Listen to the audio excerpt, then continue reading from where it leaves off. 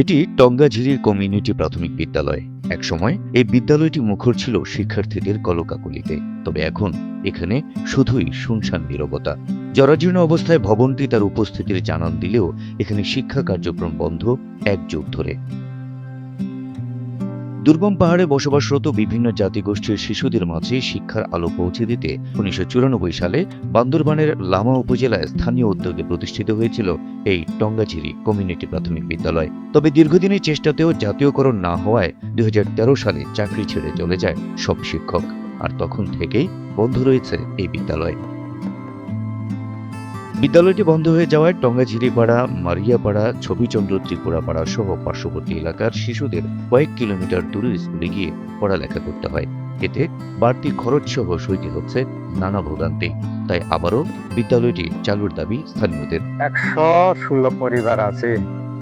১৬ পরিবার বাচ্চা পরিবারে অনেক দূরে আছে।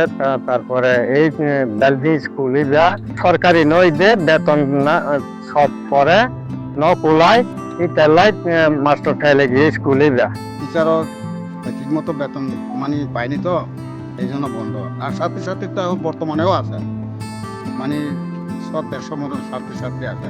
১৯৯৪ সালে প্রতিষ্ঠিত হওয়া বিদ্যালয়ে ২০০২ সালে এলজিডির অর্থায়নে একটি পাকা ভবন নির্মাণ করা হয়।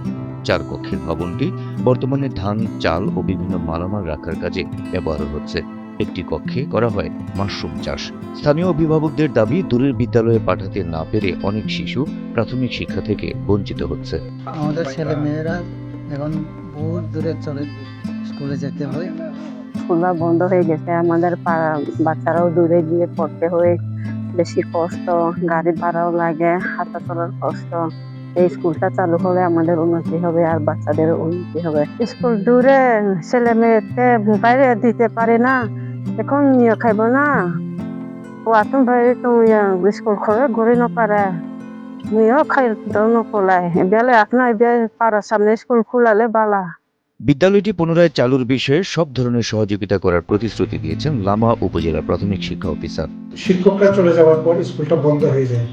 মোটামুটি দেখা যায় যে এই স্কুলের কোনো হিসাব বা রেকর্ড উপজেলা শিক্ষা অফিসে নেই, তবে এটা একসময় চালু ছিল। এখন কমিউনিটির লোক, ওই এলাকার কমিউনিটির লোক, সরে ইউনিয়নের ৮ নম্বর ওয়ার্ডের কমিউনিটির লোক আমার সাথে দেখা করতে আসছে।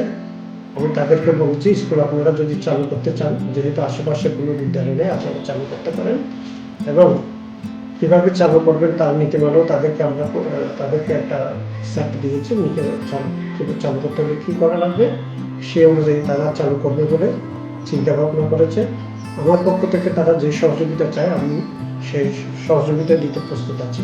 সরকারি পৃষ্ঠপোষকতা ও সবার সহযোগিতায় বন্ধ হওয়া বিদ্যালয়টি পুনরায় চালু হলে শিক্ষার আলো পাবে দুর্গম পাহাড়ের অনেক শিশু, এমনটাই প্রত্যাশা স্থানীয়দের।